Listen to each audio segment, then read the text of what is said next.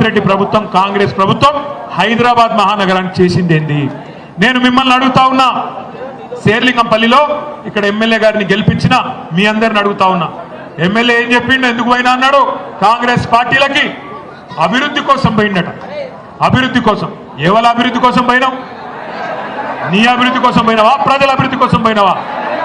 ఏం అభివృద్ధి చేసినావు? 20 నెలల పీకింది ఏంది? ఒక్క రూపాయి బంద్ చేసినావా 20 నెలల్లో? ఏం చేసింది రేవంత్ రెడ్డి ప్రభుత్వం? ఏ పేదవాడిని కాపాడినావు?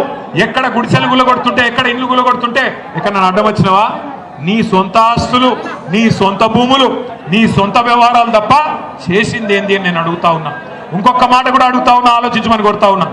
నేను మొన్న టీవీ చూస్తూ ఉంటే చాలా విచిత్రం అనిపించింది నాకే. ఒక ఎమ్మెల్యే గారు మన పార్టీలకు వెళ్ళి కాంగ్రెస్ పార్టీలో జంపు కొట్టిండు. జంపు కొడితే ఆ విలేకరు అడుగుతాడు, పాప తమ్ముడు పోయి, అన్న ఎమ్మెల్యే గారు ఏ పార్టీలు ఉన్నారు? ఓయ్ ఎమ్మెల్యే గారు ఏ పార్టీలు ఉన్నారు మీరని అడుగుతాను. అడుగుతుంటే ఆ ఎమ్మెల్యే గారు చెప్తాడు, ఎక్కడ ఉండాలో అక్కడే ఉన్నాను.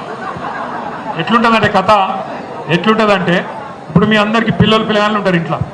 పిల్లగాడు లేకపోతే సాయంత్రం ఏంటో దోస్తు ఇంటికి పోయిండు. ఆయన రాత్రి 10 అవుతాను. ఫోన్ చేసి కొడుకుకు, అరే ఎక్కడున్నారో ఇంకా రాకపోతే అంటే, నేను ఎక్కడ ఉండాలనో అక్కడే ఉన్నా అన్నాడు అనుకో, మీకు ఏమనిపిస్తుంది? దౌడ మీకు ఒకటి తప్పబుద్ధి కాదు. ఇలా మీ ఎమ్మెల్యే కథ కూడా గట్లేదు, ఎక్కడ ఉండాలనో అక్కడే ఉన్నాడు.